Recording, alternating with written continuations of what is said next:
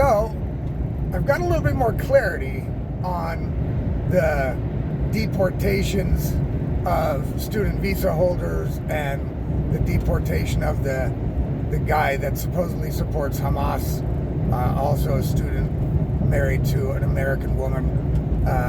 It's either Khalil Mohammed or Muhammad Khalil. I keep fucking mixing the name up, but you guys know who I'm talking about. He's the big case that everybody's all up in arms about, because it does sure seem like he's getting deported because of his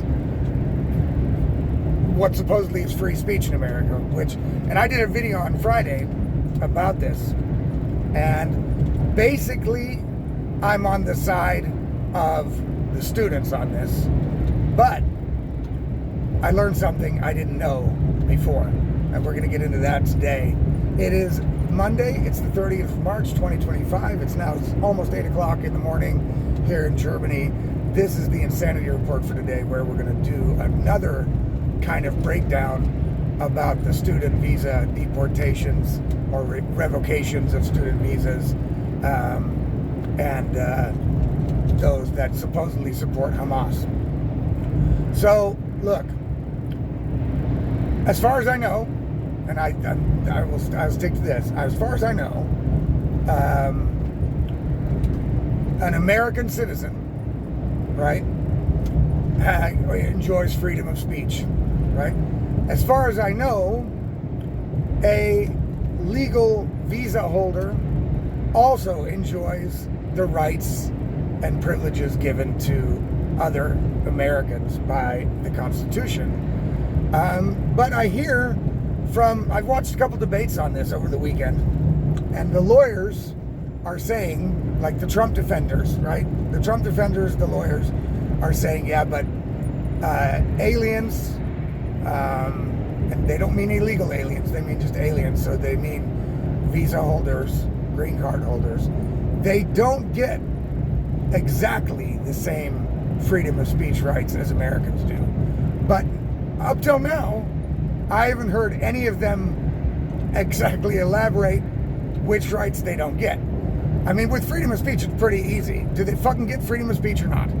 So that seems to be unclear, which is weird, right? It's weird. You should know what your rights are if you're, a visa holder in another country, or they're on a student visa or living there. You should know what your rights are. And apparently, if the lawyers can't tell us that, they can tell us that, well, they green card holders and visa holders don't have exactly the same free speech rights as regular Americans. But nobody's saying how they mean that. Like, nobody's giving us the interpretation of that. And I guess that's not written anywhere, right? I mean, I don't know. I've got much more information on that, I have to be honest. So that's questionable. In that case, I would still side with the students. Because look, you can't say you have free speech because you are here on a visa in America, and so therefore you enjoy the same rights and privileges, but not exactly the same. And we're not going to tell you which rights you don't have. That I don't think that's the way the thing is put. I don't care what any lawyer says, right? That doesn't seem like what it is. I think what these lawyers are referring to, and this is where I have to agree to disagree, right? I don't think people should be punished in any way anywhere in the world for speech or their vocal support of an organization that government just happens not to like, right? So I don't think, no matter what the laws are, no matter what, I don't think people should be getting punished for speech anywhere. Any country that punishes people for their speech is borderline authoritarian or completely authoritarian or totalitarian, right?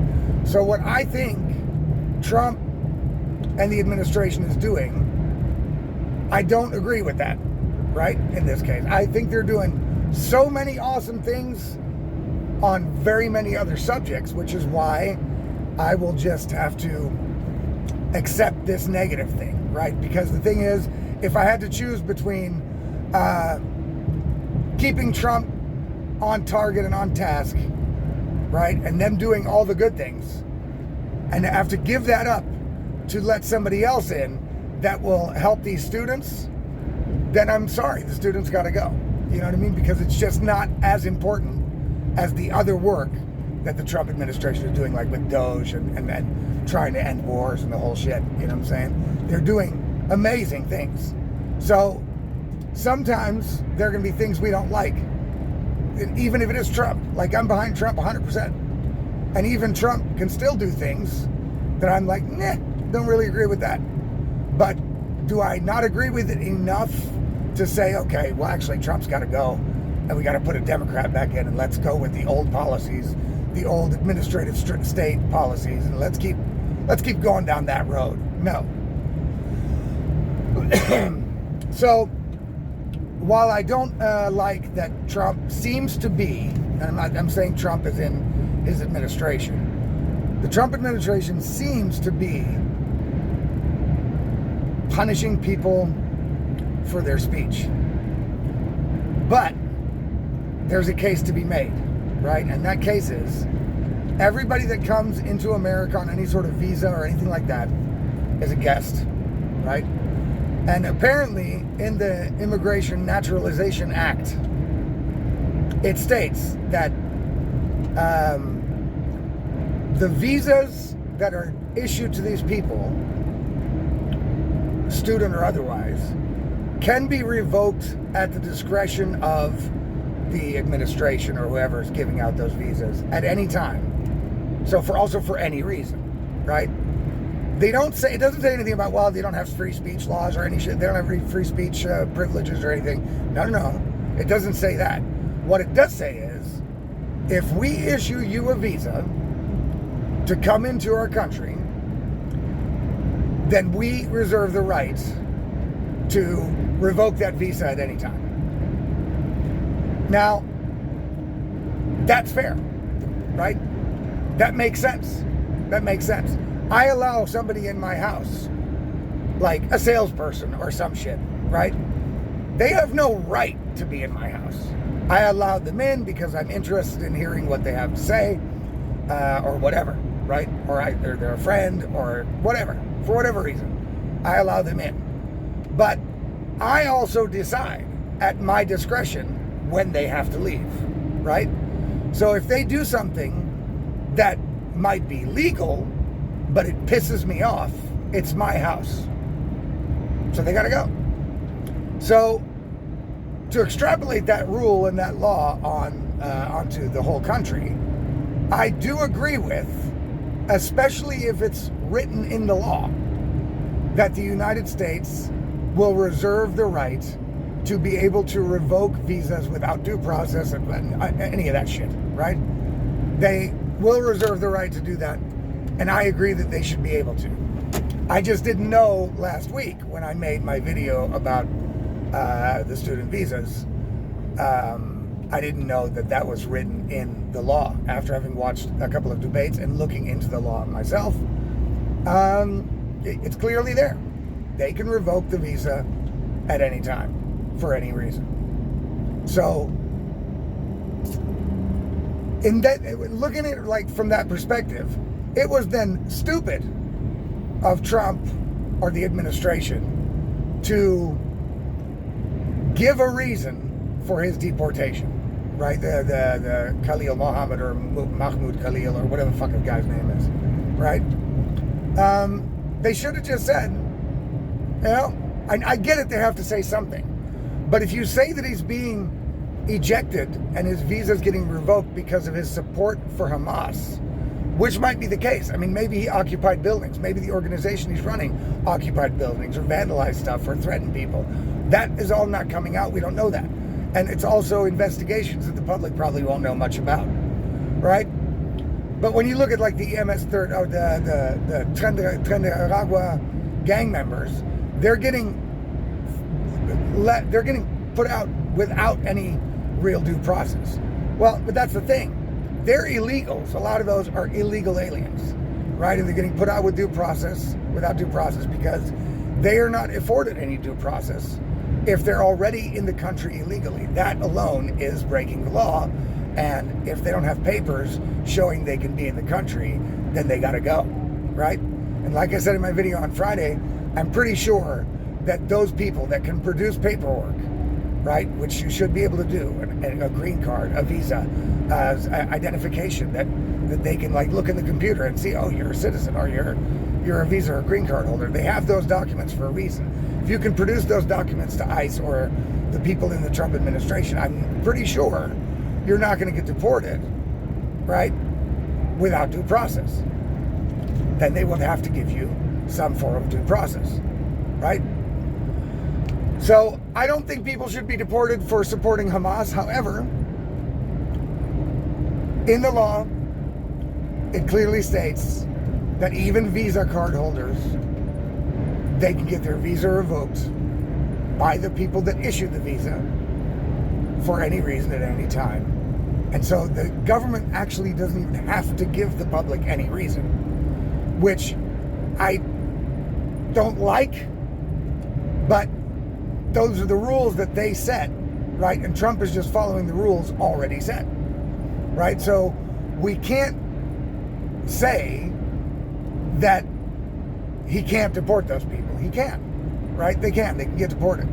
And to be honest, if they are supporting a cause as a foreigner, right, in America, and they're supporting a cause that goes against American foreign policy or is designated as a terrorist organization, then I guess there is something to be said for them losing their privilege to be in America, right?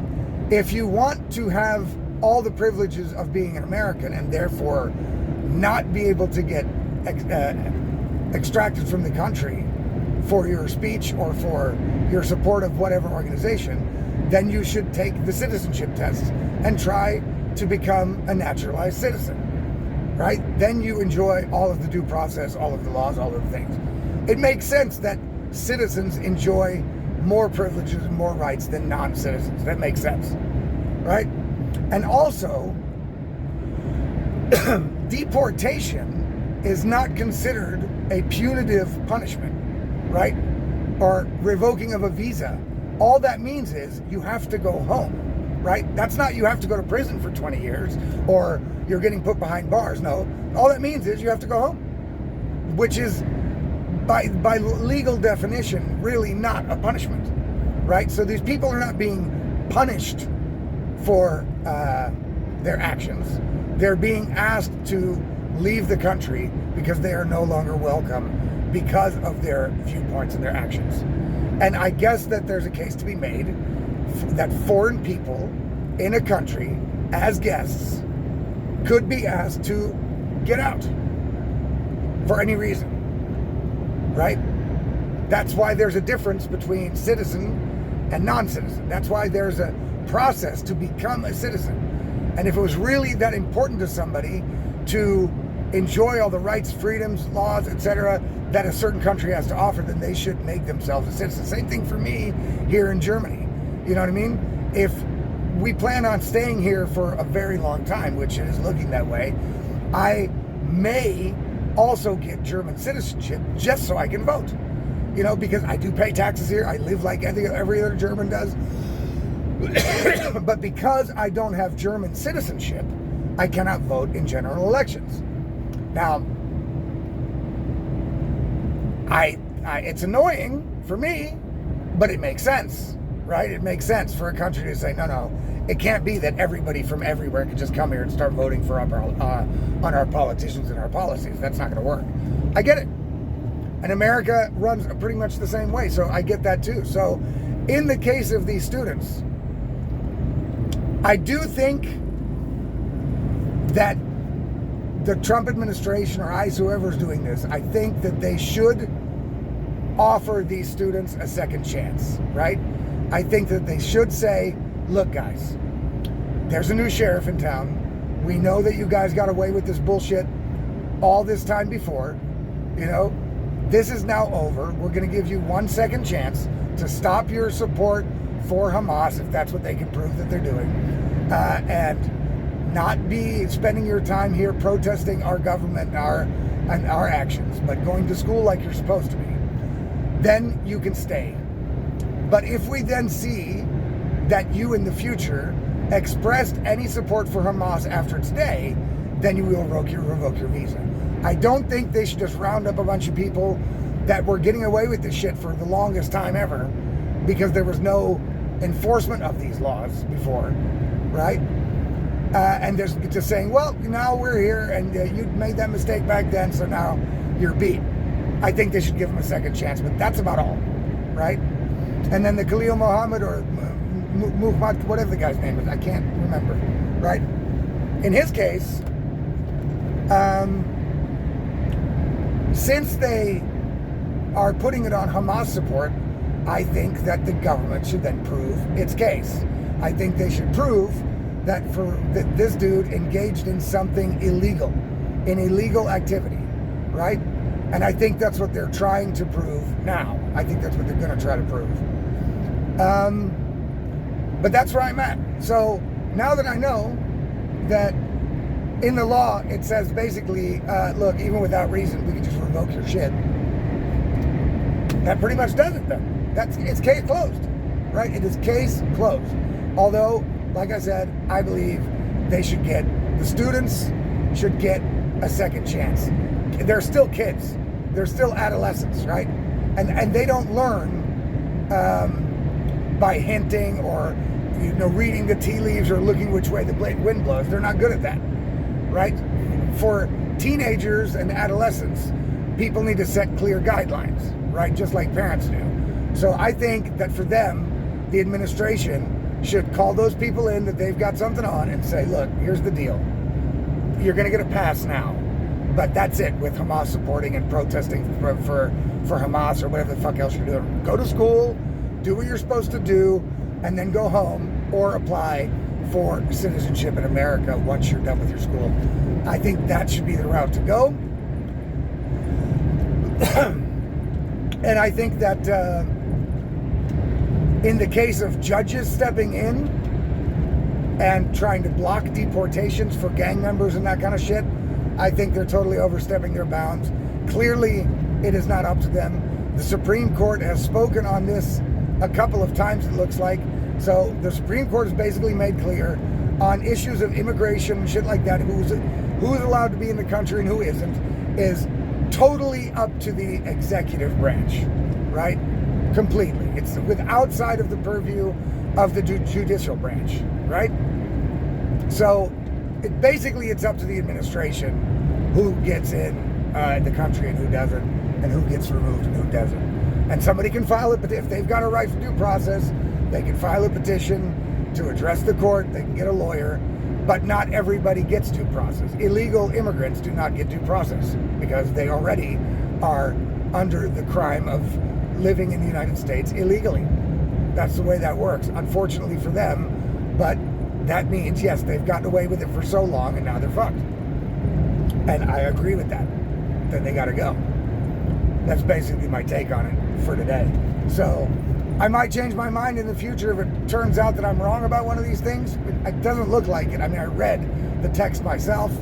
I watched lawyers and people debate it during the weekend, and it sure seems like this is up to the administration, and they can use their discretion to make these decisions. So if that's the case, it makes sense. I agree.